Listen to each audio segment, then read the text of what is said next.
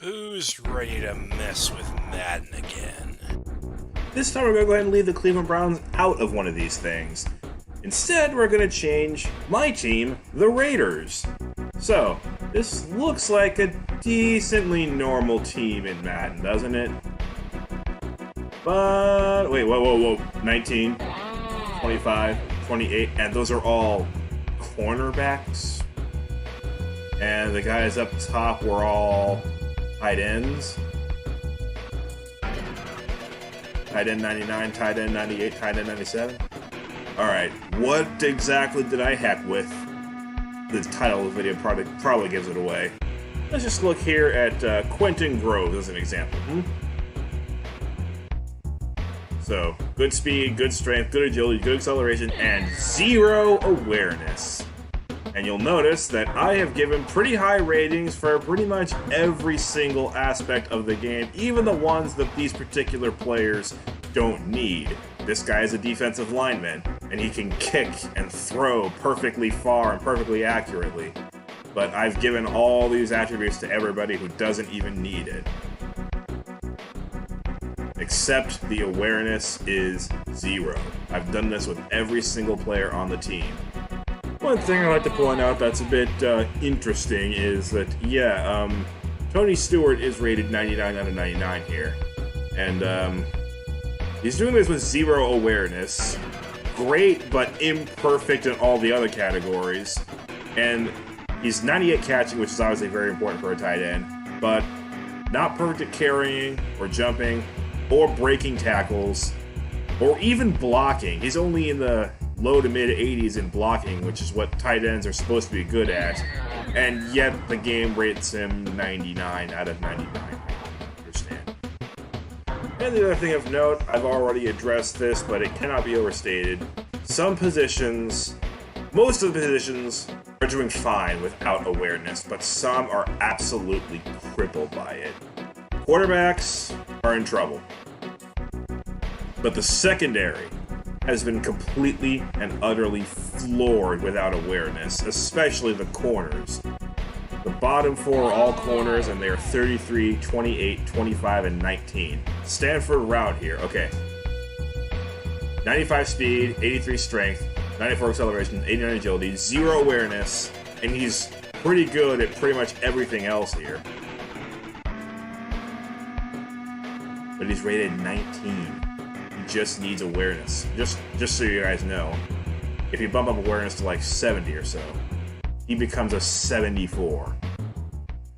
No awareness, he's 19. So, that's the Raiders. Now, I did the Raiders here because I figured that these kind of settings were actually kind of fitting for the Raiders. They're very good athletes, but sometimes my guys do not understand how to play football very well. As for the other team, I basically chose them completely arbitrarily. Presenting the new and probably not improved Washington Redskins. Oh, look, everybody is bad, but no one is at least a 19 out of 99. Oh, wait, well, the kicker is 12. Punter is 22. So what do you think I've done with these guys, huh? You can probably guess it. Let's take a look at Howard Green here, and yeah, I've basically done the exact same thing for everyone here.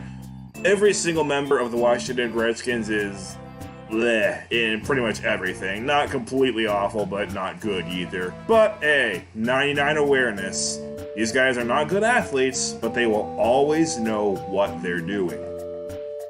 You'll also notice that the reciprocal of what happened to the Raiders has happened to the Redskins as well, as all the top players now are the cornerbacks, because they have a bunch of awareness.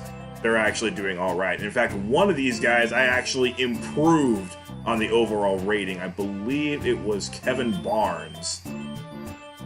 Well, one of these guys I think was like a 62, and by dropping him down in everything except awareness, I bumped him up to a 63 or a 64. The reason that I even wanted to mess with the awareness rating in the first place is because of so many Breaking Madden episodes by Jon Bois, who of course this series is based off of. the awareness setting being set to 0 in pretty much all of his setups effectively made an entire football team mentally handicapped. And I'd be lying if I said I didn't want to see that at least once. Okay, well, let's get a decent idea of what the heck what's about to happen. So the Redskins are rated 44. Raiders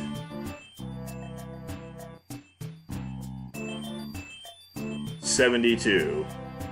So, despite the cornerbacks being effectively worthless, the Redskins are clearly outmatched, at least on paper, but we'll see. So my hypothesis for the game, ordinarily I would have said that maybe the Redskins could pull this off just because they're more aware, but here's the thing. The Raiders have an Achilles heel being a terrible secondary, but the problem is the quarterbacks for the Redskins, led by Rex Grossman of all people, do not have very good power. So if they wanted to go deep and try and take advantage of a terrible secondary by the Raiders, unfortunately, that's beyond their power. They can't really do that because I've nerfed them so much. So I'd say the Raiders probably will win pretty big, but the game probably will contain a number of terrible botched moments from the Raiders that'll give the Redskins at least a couple of scores.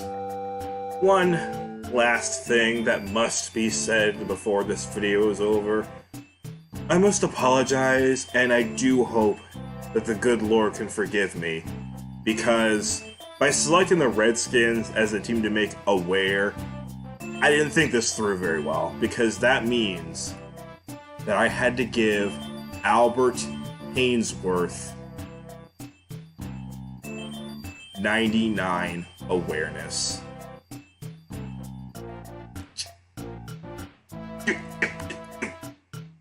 This guy! Ugh.